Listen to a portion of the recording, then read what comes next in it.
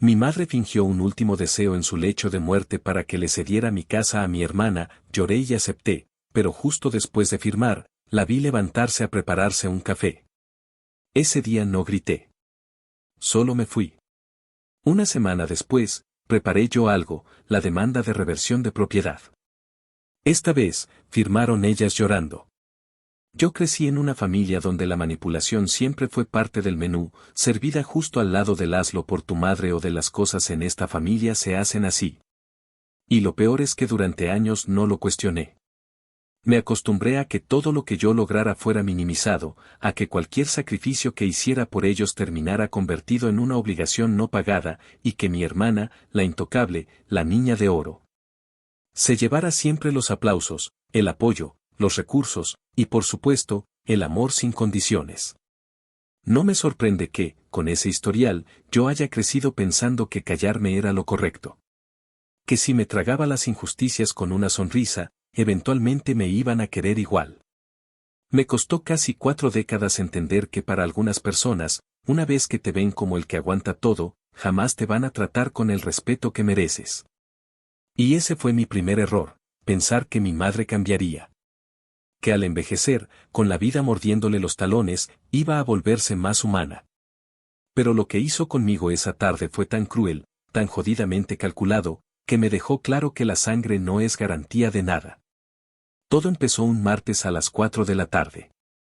Estaba trabajando desde casa cuando mi hermana me llamó con voz temblorosa, como si se estuviera aguantando las lágrimas, y me soltó que mamá estaba internada desde la mañana en el hospital. Que los doctores habían dicho que tenía un fallo orgánico múltiple y que tal vez no pasaba de la semana. Yo me quedé en silencio unos segundos, procesando lo que decía, porque la noche anterior había hablado con mi madre y lo más grave que me había dicho era que tenía acidez. Aún así, me subí al carro y manejé más de 1 hora hasta el hospital donde estaba, con el estómago hecho un nudo. Cuando llegué al cuarto, la encontré en una cama con una bata mal abrochada, unos tubos de oxígeno en la nariz y la mirada más pálida que le había visto nunca.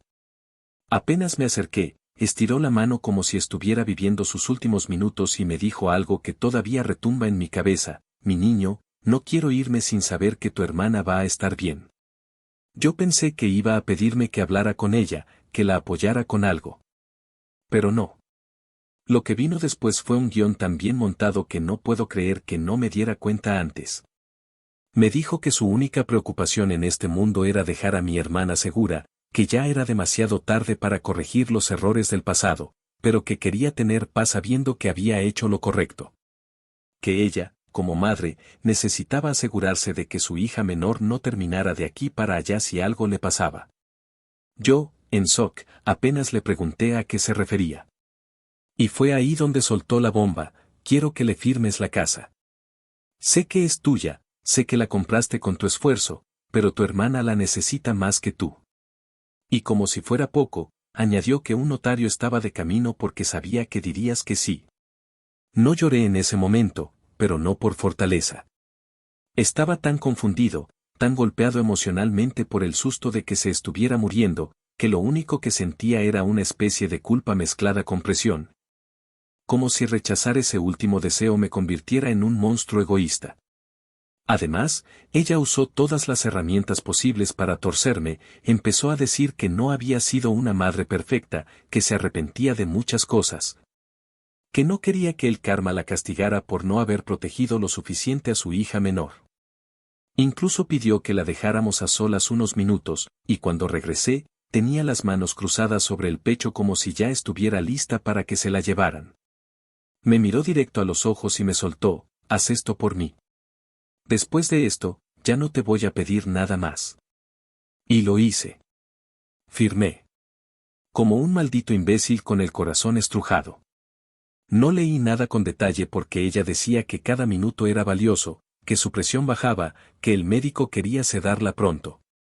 El notario, que no sé si era parte del show o simplemente alguien que no quería problemas, me entregó los papeles, yo los firmé y mi hermana se quedó mirando todo sin decir palabra. Como si no pudiera creer que estuviera saliendo tan bien. Ni siquiera se dignó a decir gracias, y eso debió haber sido mi primera señal real. Pero yo, con la mente nublada, Solo pensé en que si de verdad mamá se estaba muriendo, lo mínimo era cumplirle un último deseo. Me fui del hospital sin rumbo. Recuerdo que me estacioné en una cafetería de barrio y me pedí un café solo para tener algo caliente entre las manos.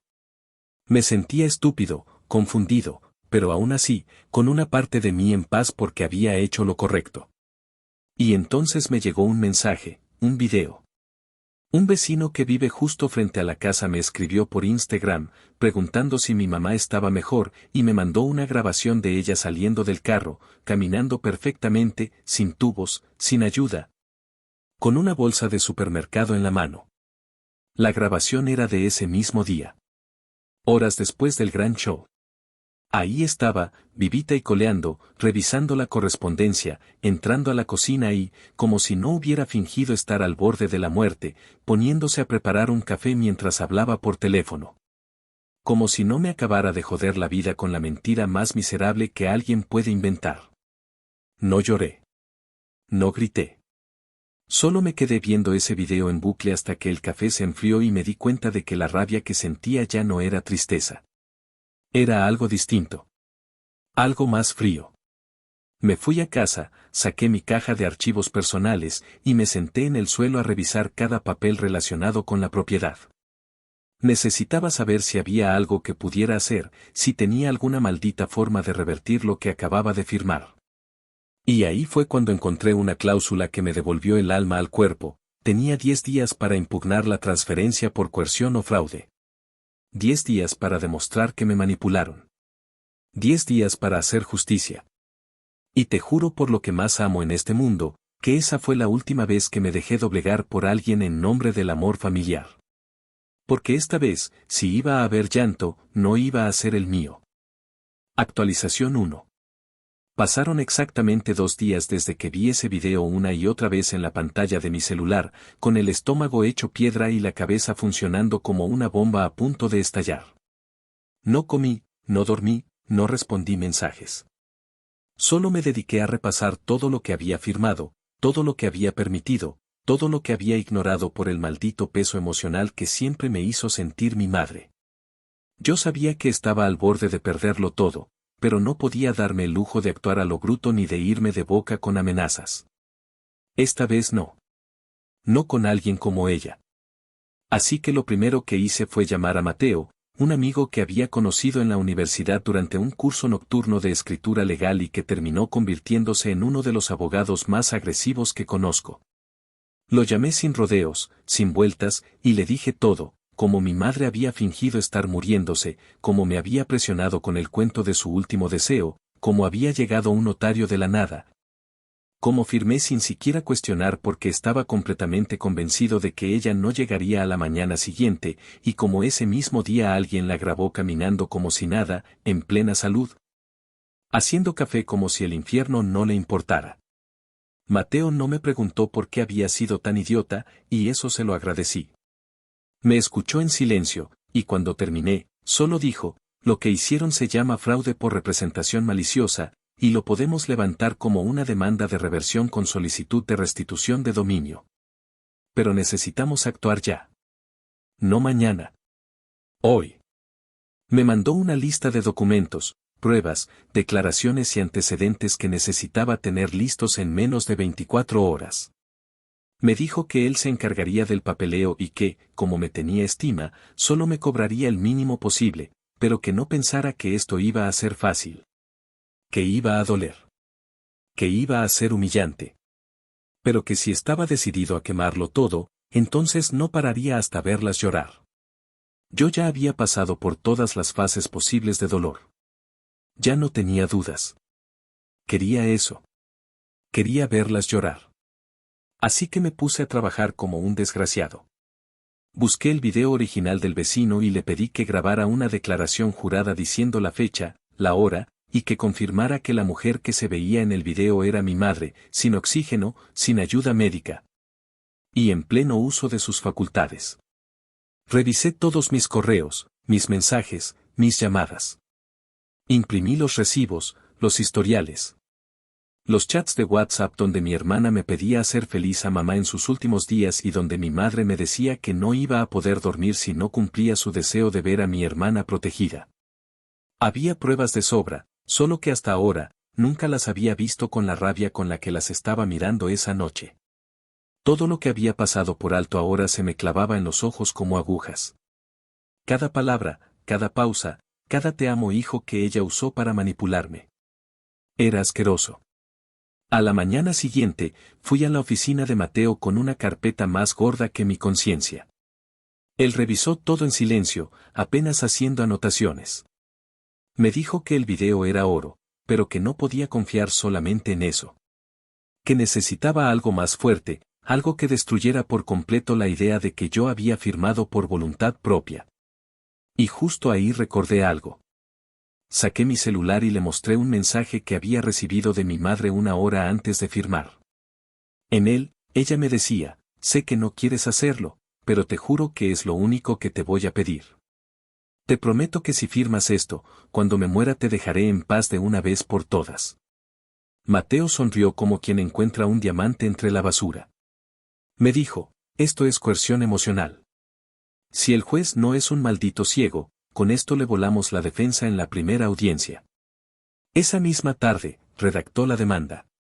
No usó palabras suaves. No adornó nada. Fue directo, manipulación emocional premeditada, falsificación ideológica al presentar un cuadro de salud que no existía, aprovechamiento de una relación de dependencia. Y perjuicio económico irreparable si la propiedad no era restituida. En otras palabras, las mandó a la guerra. El documento incluía solicitud inmediata de suspensión de dominio, lo que significaba que, hasta que el juez no decidiera, mi hermana no podría vender, alquilar, hipotecar ni usar la casa de ninguna forma. Lo firmamos, lo sellamos, lo presentamos en la corte, y Mateo se encargó de que la notificación llegara al día siguiente a la puerta de la casa.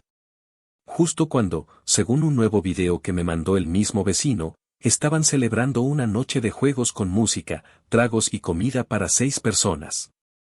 Esa notificación fue un golpe directo. No tardaron ni media hora en escribirme. Primero mi madre, que me mandó un texto ridículamente teatral que decía, no puedo creer que estés haciendo esto justo ahora que estoy tan débil. Me estás matando en vida, hijo. Luego mi hermana, que se tomó la molestia de llamarme llorando y diciendo que ya habían empezado a redecorar, que cómo podía hacerles eso, que eso las iba a dejar en la calle. Me dijo, palabra por palabra, que no podía creer que yo fuera capaz de arruinar la última etapa de vida de mi madre por una casa de mierda. Me reí.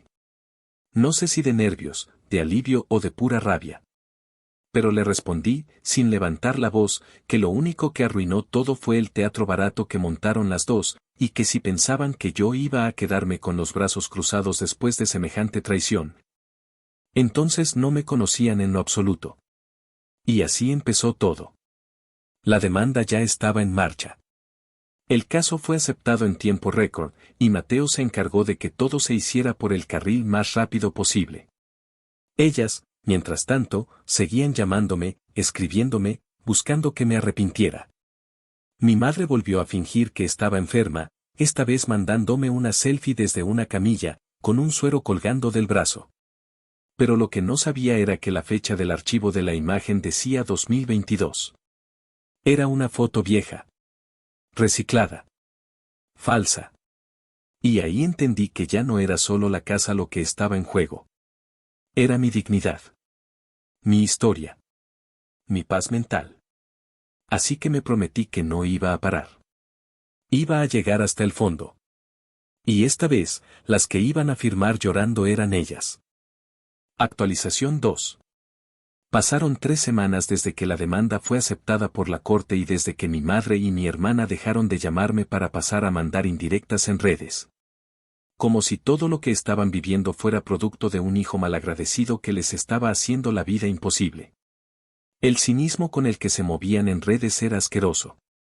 Mi hermana compartía frases baratas como hay gente que no sabe agradecer un acto de amor o cuando haces el bien, el universo te pone a prueba.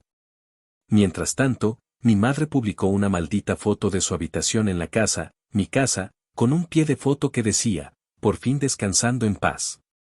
Gracias a quienes me ayudaron a cumplir mi último deseo.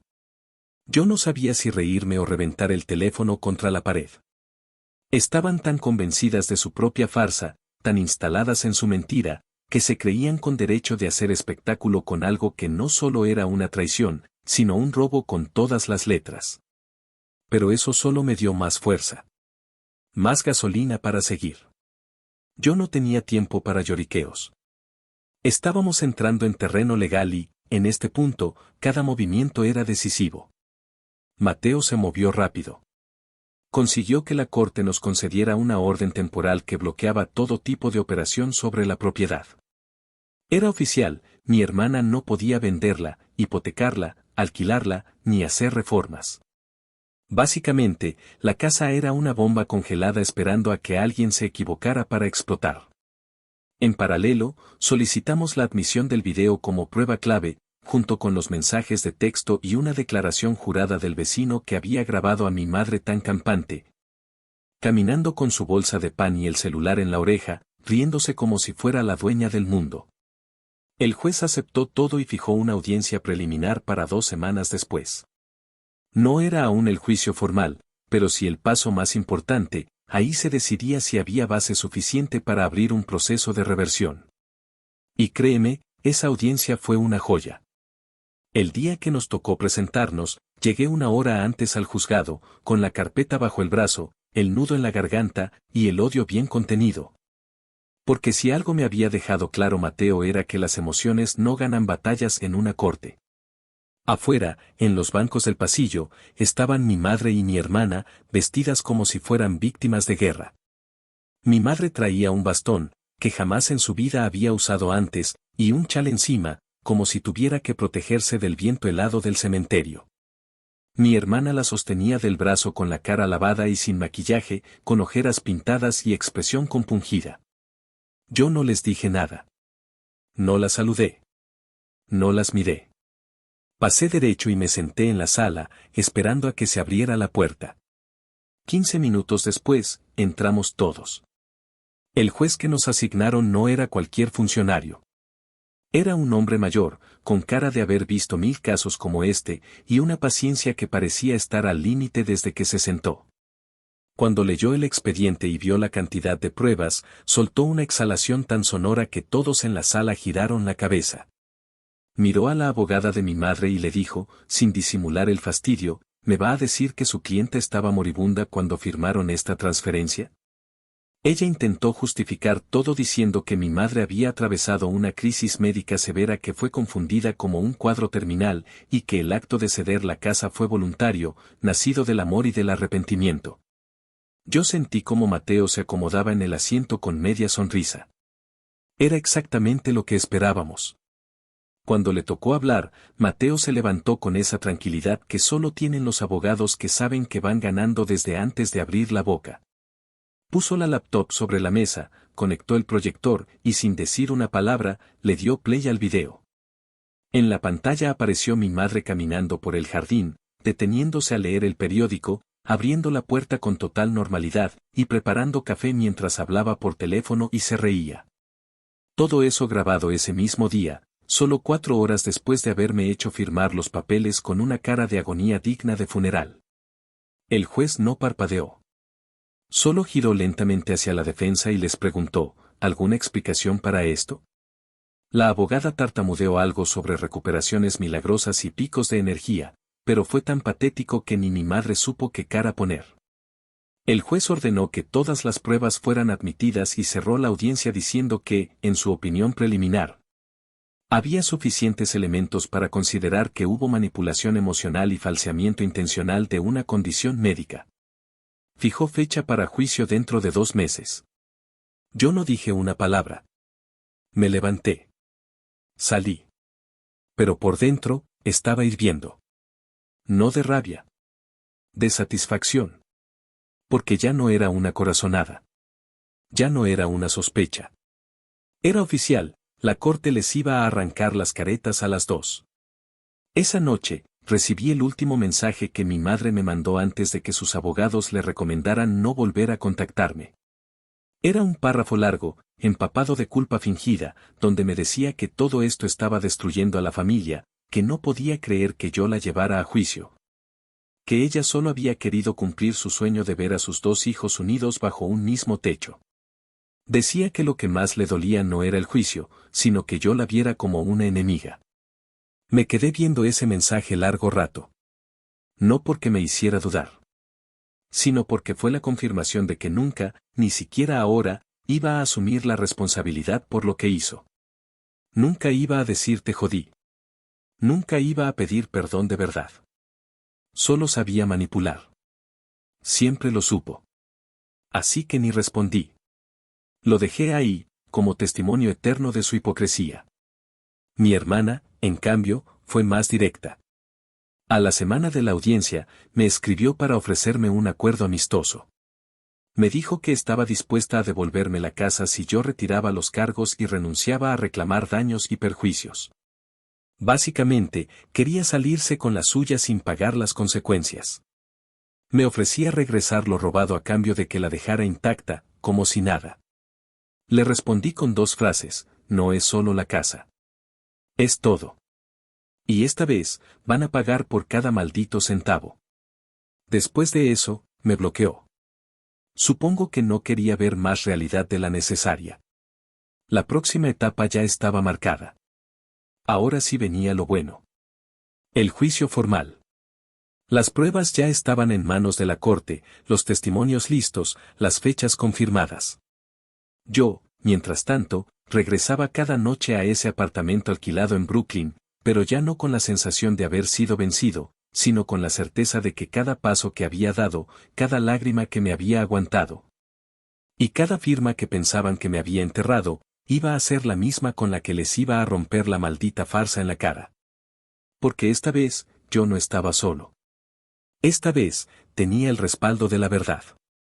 Y eso, en manos correctas, es un arma letal. Actualización 3. Pasaron casi 5 semanas desde la audiencia preliminar y durante ese tiempo, aunque en apariencia todo estaba quieto, yo sabía que lo que realmente ocurría era que las piezas empezaban a acomodarse para el juicio.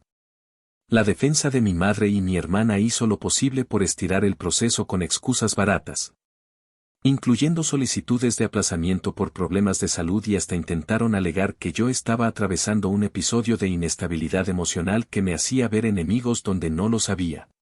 Fue un intento burdo de pintarme como el típico hijo resentido que solo busca venganza sin fundamentos. El problema es que, a diferencia de ellas, yo no estaba improvisando. Cada palabra que Mateo preparaba iba respaldada con documentos, con fechas, con mensajes, con videos, con testigos, con putos hechos. Ellas todavía pensaban que esto era un show familiar donde las lágrimas ganaban. Pero en una corte, cuando ya hay pruebas de manipulación firmadas, selladas y con nombres propios, las lágrimas solo son ruido. Uno de los movimientos más importantes que hicimos en ese periodo fue solicitar que se llamara a declarar al médico que firmó la supuesta constancia de gravedad terminal con la que mi madre justificó todo el drama. Fue un punto que Mateo quiso dejar para el juicio formal porque sabía que sería un golpe directo, sin anestesia. Ese documento había sido clave para hacerme caer, y si lográbamos desarmarlo por completo, todo el castillo de mierda que construyeron se vendría abajo sin que yo tuviera que gritar una sola palabra. El problema era que, después de buscar en varios registros, Mateo descubrió que ese médico no era parte del equipo del hospital donde supuestamente había atendido a mi madre ese día. Era un nombre que no figuraba en el sistema, y el número de licencia tenía inconsistencias. Ahí fue cuando se encendió la alerta. Después de presionar con una citación formal, el tipo apareció. Se trataba de un tal Eduardo Valverde, un hombre de unos 50 y tantos años, con pinta de haber trabajado en más funerales que hospitales, y con una cara que gritaba: yo solo vine a que no me jodan. En la declaración previa al juicio, lo tuvimos frente a frente en una sala de la corte del condado, y lo primero que hizo fue intentar decir que no recordaba el caso, que había visto muchos pacientes desde entonces. Pero Mateo no le dio ni 3 minutos de evasivas. Le puso el informe frente a los ojos y le preguntó directamente si él había examinado a mi madre el día que firmó ese documento. El hombre tartamudeó, sudó, y terminó confesando que no, que no la había revisado. Que mi madre lo conocía desde hace años porque era amigo de la familia por parte de una tía lejana y que ella le pidió el favor de firmar algo para que la internaran rápido. Cuando Mateo le preguntó si le pagaron, el tipo bajó la cabeza y dijo que sí, que le dieron $500 en efectivo. Fue un silencio incómodo. El aire en la sala se volvió espeso. Y yo, sentado en la esquina, solo apreté los dientes. Porque aunque ya lo sabía, escucharlo de su boca me confirmó que no solo me habían manipulado, me habían armado una estafa médica con todo y firma profesional solo para poder quedarse con mi casa. Con esa declaración, Mateo preparó una bomba legal. El documento pasó a ser una prueba de falsificación ideológica y el testimonio se convirtió en la base de la acusación por conspiración civil para cometer fraude. En otras palabras, ya no era solo una pelea por recuperar la propiedad, era un caso en donde, si el juez lo permitía, se podía solicitar incluso que ambas fueran sancionadas económicamente por daños. Y eso las puso en pánico. Lo supe porque 2 días después, mi hermana volvió a escribirme. Esta vez no hubo ni insultos ni lágrimas. Solo me mandó un mensaje de voz donde decía, con una voz agotada y sin maquillaje emocional, que quería solucionarlo todo sin seguir peleando. Que estaba dispuesta a devolver la casa de inmediato, que no quería llegar al juicio, que estaba harta de vivir con esa presión. Me dijo que la situación con mamá ya no era igual, que discutían todo el tiempo, que mi madre la hacía sentir culpable por todo, y que incluso le había dicho que si perdían, sería su culpa por no haberla convencido de hacer las cosas de otra forma. Me pidió que pensara en empezar de cero como hermanos, que dejáramos el pasado atrás. Yo escuché ese mensaje con el mismo silencio con el que años atrás me tragaba los comentarios de mi madre sobre cómo yo nunca hacía suficiente, o cómo mi hermana tenía más futuro que yo. Era una voz distinta, sí. Más derrotada. Pero no me movió un solo músculo. Porque no se trataba de devolver la casa y ya. No se trataba de recibir una disculpa por WhatsApp y fingir que no me rompieron por dentro. No se trataba de volver a jugar a la familia después de que me quisieron ver en la calle. Así que no respondí.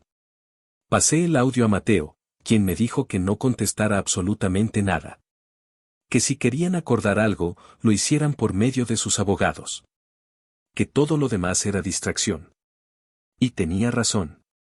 Porque no pasó ni una semana cuando recibimos una propuesta formal de conciliación por parte de la defensa. Ofrecían devolver la casa a cambio de que yo renunciara a cualquier compensación económica por los daños y que el caso se cerrara ahí, sin más. Mateo me lo dijo claro, si aceptamos esto, recuperas la casa, pero no recuperas el respeto. Ellas se van sin consecuencias, ¿qué quieres hacer? No dudé. Le dije que no. Que íbamos hasta el final. Que esta vez no me iba a quedar a medias. Que esta vez iba a asegurarme de que cada palabra que firmaran les doliera como a mí me dolió aquella tarde cuando vi que todo era mentira. No me interesaba un final rápido. Me interesaba un final justo. Uno que pusiera las cosas donde debían estar. Porque ya no era solo por mí. Era por cada vez que me dijeron que no valía nada, por cada vez que hicieron creer que yo era el que exageraba, el que dramatizaba, el que no entendía cómo funciona una familia. Esta vez, la lección la iban a aprender ellas. Y no se las iba a dar con gritos. Se las iba a dar con papeles, con fechas, con verdades, y con la firma del mismo juez que pronto iba a dictar sentencia. Porque ahora, por fin, se acercaba el día. El juicio ya estaba a la vuelta de la esquina. Y esta vez, no iba a llegar solo. Iba a llegar con toda la mierda que ellas sembraron, lista para estallarles en la cara. Actualización 4. 2 meses después, exactamente a las 9:27 de la mañana de un lunes lluvioso en Nueva Jersey, me encontraba cruzando las puertas del tribunal principal del condado, con la carpeta negra en una mano, el celular en la otra y una mezcla tan jodidamente precisa de rabia, agotamiento y determinación que me sentía como si estuviera entrando a una sala de ejecución, no a una audiencia civil. El juicio formal ya estaba programado desde hacía semanas, pero en esos días previos, la tensión fue creciendo como una marea invisible que se colaba en todo, en el trabajo, en las noches sin dormir. En los silencios incómodos con la poca familia que aún mantenía contacto conmigo. Todos sabían, o al menos intuían, que este juicio no era uno más. No era simplemente un problema de propiedad, de herencias, de disputas legales. Era la jodida disección pública de todo lo que había estado podrido en mi familia desde siempre. Y ese día, frente al juez, los abogados, los testigos y los documentos, yo iba a arrancarles la máscara con la que habían vivido durante años. La sala donde se llevaría a cabo la audiencia era grande, con una acústica que convertía hasta el más mínimo suspiro en un eco siniestro. Yo llegué antes, como siempre, me senté en la segunda fila del lado derecho, y esperé. No crucé palabra con nadie. No miré el teléfono. Solo repasaba mentalmente el orden de los testimonios, las pruebas, los documentos que Mateo iba a presentar. 10 minutos después, entraron ellas.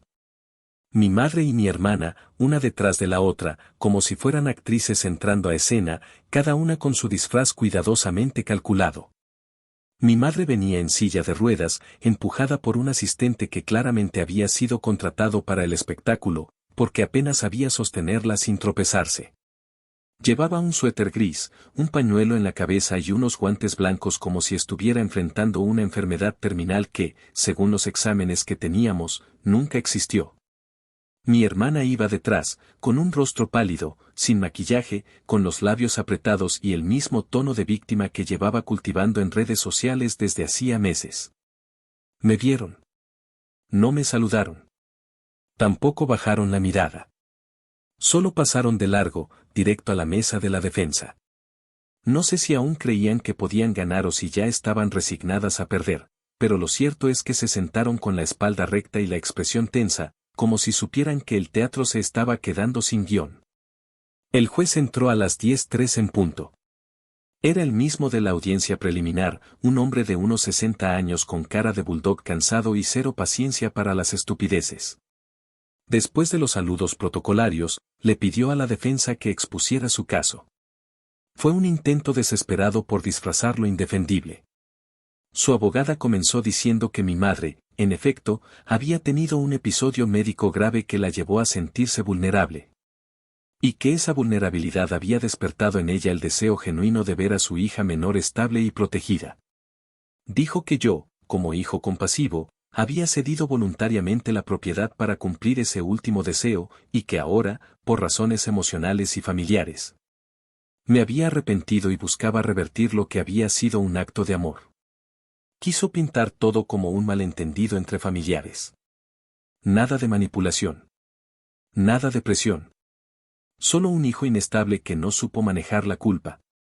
Mateo se levantó en silencio. Caminó con esa calma maliciosa que lo caracterizaba cuando sabía que tenía una bomba en la mano. No gritó. No se exaltó. Solo pidió permiso para reproducir una secuencia de pruebas que empezaba con el video original de mi madre caminando, cargando bolsas, preparando café y hablando por teléfono horas después de haberme hecho firmar bajo la premisa de que estaba muriéndose. Luego proyectó los mensajes, uno a uno, con fechas, horas, nombres y contenido. Si no firmas hoy, no podré morir en paz, tu hermana necesita algo que la sostenga cuando yo no esté, esto es lo único que te pido como madre. Luego mostró la declaración del supuesto médico, ese Valverde infeliz, reconociendo bajo juramento que jamás la examinó y que firmó el documento por $500 en efectivo. Después vino el testimonio del vecino, quien declaró con voz firme y sin titubeos que la vio regresar ese mismo día a la casa, que la escuchó reírse, que la vio cargar cajas, y que nunca, ni por un segundo, pareció estar débil, enferma o muriéndose. Cada una de esas pruebas fue un ladrillo que se estrelló contra la fachada perfecta que ellas intentaban sostener. Y mientras Mateo hablaba, yo no dejaba de observarlas. A mi madre le temblaba la mano, pero no por enfermedad, sino porque sabía que cada palabra la acercaba más al derrumbe. Mi hermana no sabía a dónde mirar. Miraba al suelo, al techo, al juez, a su abogada, pero jamás a mí.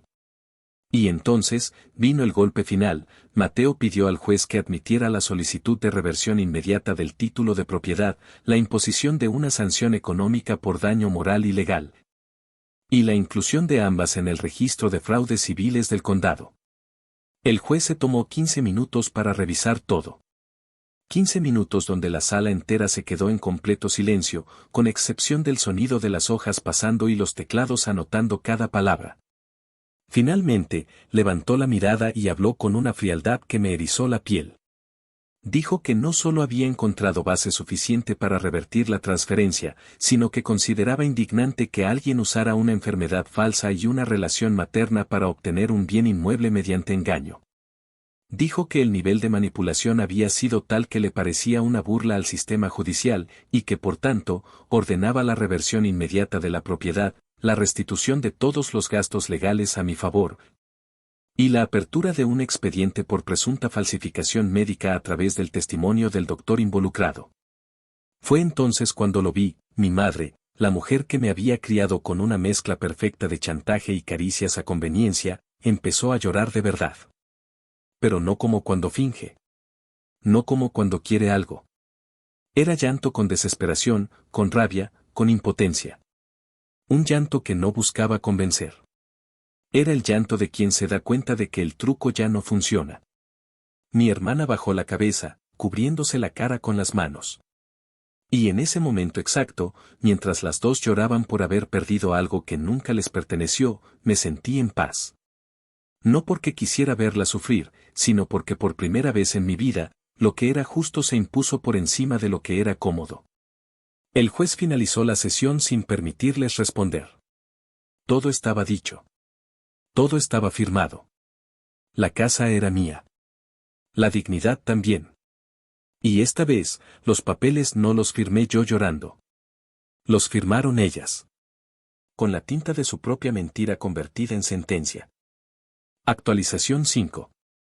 Habían pasado poco más de 3 meses desde aquella mañana en la corte cuando la sentencia se leyó en voz alta, y durante ese tiempo, el eco de esa sala siguió retumbando en mi vida con una intensidad que no se apagó ni con el paso de los días ni con el retorno de los horarios normales. Volver a la rutina no fue fácil. Yo había ganado legalmente, sí. La propiedad volvió a estar a mi nombre.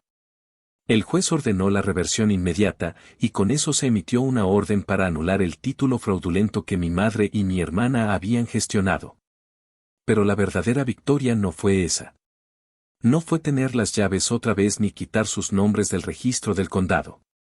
Lo que verdaderamente me dio paz fue que por fin, después de años de tragarme humillaciones, de hacerme el fuerte para no romperme frente a sus desprecios, había logrado que la justicia les mostrara la cara que yo había visto toda mi vida, la de 2 mujeres que solo sabían amar si eso significaba controlarte.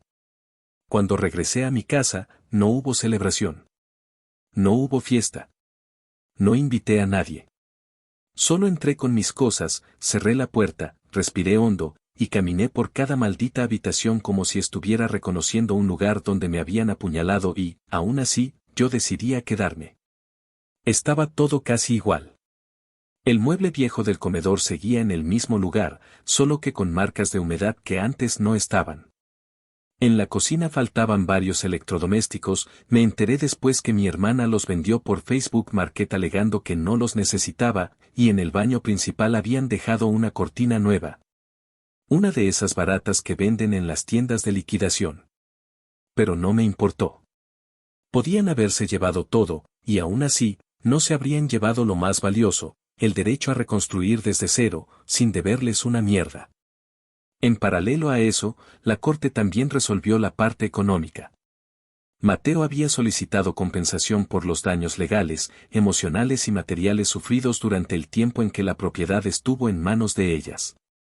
Y aunque no esperábamos mucho más que el reembolso de los gastos judiciales, el juez, que ya estaba claramente harto de los intentos de la defensa por minimizar lo ocurrido, falló a nuestro favor con algo que ni yo mismo había imaginado. Se autorizó el embargo de la cuenta conjunta que mi madre tenía con mi hermana, para cubrir la totalidad de los honorarios legales más un extra por daños civiles. Fue una puta obra de arte. Las mismas cuentas con las que pagaban su nueva vida, sus muebles, sus antojos, sus vacaciones de reconciliación, se convirtieron en la fuente que financiaría la demanda que las desarmó. El banco actuó rápido. bloquearon sus tarjetas, iniciaron el proceso de embargo, y poco después, según supe por conocidos del barrio, una camioneta llegó a la casa donde estaban viviendo, una propiedad alquilada a nombre de un primo de mi madre. Y se llevó varios enseres, sofás, electrodomésticos, televisores. Todo lo que tenía valor y estaba registrado como comprado con dinero de esa cuenta fue incautado sin muchas explicaciones. Mi hermana, que se había esforzado tanto por construir su perfil de mujer espiritual y alejada del drama, ahora tenía que explicarle a todo el vecindario por qué diablos se estaban llevando su cama matrimonial y su refrigerador. No tardaron en mudarse. Se fueron a un departamento diminuto en Newark, compartido, sin contrato oficial. Las redes sociales de mi hermana cambiaron radicalmente, de fotos de branches y paz interior, pasó a subir frases crípticas sobre la traición, sobre aprender a soltar y sobre no esperar nada de nadie. Ni siquiera de la familia. Y mi madre, la gran actriz, la que lloró frente al juez, desapareció del mapa digital. 0 publicaciones. 0 fotos. Solo recibí, en una ocasión, una carta escrita a mano, sin remitente, pidiéndome perdón entre líneas, con frases como te juro que no pensé que todo llegaría tan lejos y solo quería asegurarme de que ella estuviera bien. La leí sentado en el porche, con una cerveza en la mano, y cuando terminé de leerla, la doblé, la metí en una caja junto a otros recuerdos que ya no quería tener a la vista, y cerré con llave. Porque no merecía una respuesta. No merecía siquiera un insulto. Solo olvido. Durante ese tiempo, me dediqué por completo a reconstruir.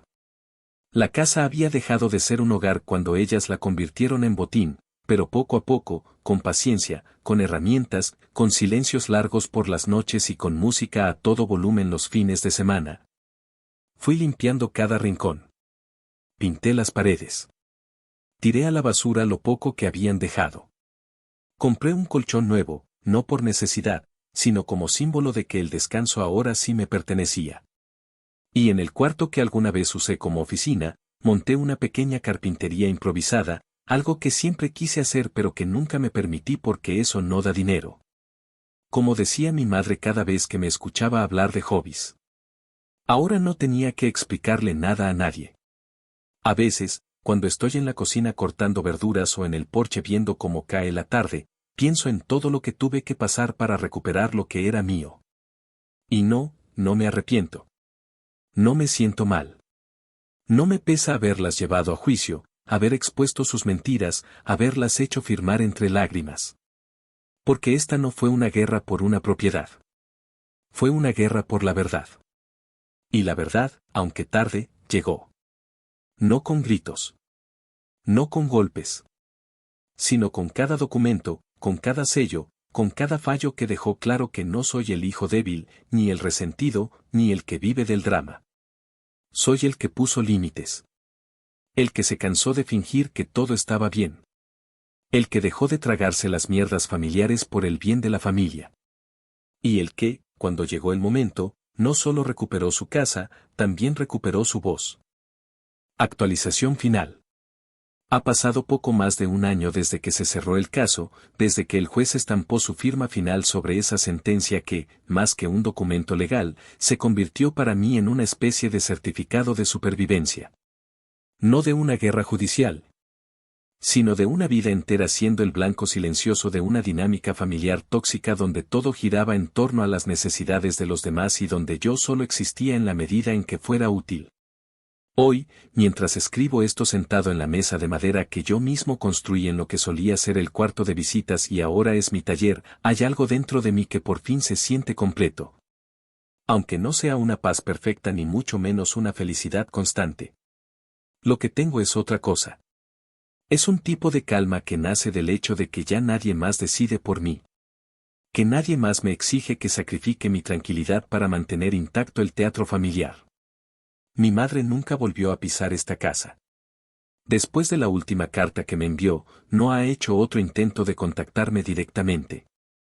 Pero no ha desaparecido por completo. A veces, a través de conocidos o parientes lejanos, me llegan rumores de que su salud ahora sí se ha deteriorado de verdad, que vive con lo justo, que depende de otras personas, que perdió lo poco que creía tener asegurado. Dicen que a veces menciona mi nombre, que dice que algún día me gustaría verla otra vez antes de morir. Nunca he respondido a esos comentarios. No porque me haya endurecido por completo, sino porque aprendí que hay palabras que ya no significan nada cuando vienen de alguien que solo supo usarlas para lastimar. La idea de perdonar a alguien que jamás pidió perdón de verdad me parece absurda. Y no voy a convertirme en el tipo de persona que se traiciona a sí mismo solo para que los demás digan que es buena gente. Mi hermana, por su parte, intenta rehacer su vida. A veces la veo por redes sociales, aunque no la sigo, ni le doy me gusta, ni le hablo. Tiene un perfil público, lleno de frases de autoayuda y publicaciones sobre crecimiento personal. Se muestra como una mujer fuerte, resiliente, capaz de levantarse de cualquier cosa. Supongo que para su nuevo círculo, esa versión es suficiente. Lo que no sabe esa gente es de dónde salió esa supuesta fortaleza, ni a quién le pasó por encima para construir su nuevo personaje. En algún momento vi que compartió una imagen con la leyenda "Lo que no te mata, te hace más fuerte", y por un segundo pensé en escribirle para decirle que, en su caso, lo que no la mató fue el sistema judicial que le tuvo piedad. Pero luego cerré la aplicación, me serví un whisky y brindé por el hecho de que ya no tenía que explicarle nada a nadie. La casa, mi casa, ya no se parece a lo que era antes. Cada rincón ha sido transformado con mis propias manos, cada mueble ha sido reemplazado por algo que yo elegí, no por lo que alguien más me dijo que debía tener. No hay fotos familiares colgadas en las paredes. Las quité todas. Algunas las guardé por respeto al niño que alguna vez fui. Otras las quemé sin remordimiento, especialmente aquellas donde la sonrisa de mi madre escondía mejor su veneno. En la sala hay una sola imagen enmarcada, tomada por un amigo fotógrafo, un amanecer visto desde mi porche, con la luz dorada entrando por las persianas y bañando la madera recién lijada. No necesito más recuerdos. Ese solo me basta para saber que volví a empezar. He aprendido a vivir con menos. A no necesitar tanto. A disfrutar los días en los que no pasa nada, en los que puedo caminar descalzo por la casa sin sentir que me están observando, juzgando o esperando algo de mí. Algunas noches aún sueño con todo lo que pasó. Me veo otra vez en esa sala del hospital, con mi madre fingiendo que se le iba la vida, con la voz entrecortada, con el puto notario listo para recoger la firma que me robó el alma por unas horas. A veces me despierto sudando, con las manos apretadas, sintiendo que aún tengo que defenderme. Pero luego abro los ojos, veo el techo que yo mismo pinté, el ventilador que instalé con mis herramientas, y recuerdo que esa pesadilla ya no tiene poder sobre mí. Que la versión de mí que se dejó manipular ya no vive aquí. Este proceso me quitó muchas cosas. Me quitó la poca ilusión que me quedaba sobre lo que significaba familia. Me quitó la inocencia de creer que el amor lo justifica todo. Me quitó personas. Me quitó tiempo. Pero también me dio algo que no cambiaría por nada, me devolvió el control. Me permitió reconstruir mi vida sobre cimientos que esta vez elegí yo, sin promesas vacías, sin chantajes, sin la maldita culpa que me colgaron al cuello desde que tengo memoria. Y no necesito que nadie me entienda. No necesito que me aplaudan. Solo necesitaba volver a sentir que lo que tengo me pertenece. Que mis límites valen. Que mi historia no va a seguir escrita por manos ajenas. Hoy, mientras escucho el sonido del taladro en el cuarto del fondo y el olor a madera nueva llena la casa, sé que esta no es solo una victoria legal. Es una declaración silenciosa pero contundente de que nadie, ni siquiera alguien que te dio la vida, tiene el derecho de arrebatártela pedazo a pedazo bajo excusas emocionales. La próxima vez que alguien me diga hazlo por la familia, voy a mirarlo a los ojos y, sin levantar la voz, le voy a decir, mi familia ya me vio caer. Y esta vez, me vio levantarme con todo lo que me quitaron. Así que no lo voy a hacer por nadie más que por mí. Y si eso me convierte en el villano de su historia, que así sea. Porque en la mía, por fin, soy el que escribe el final.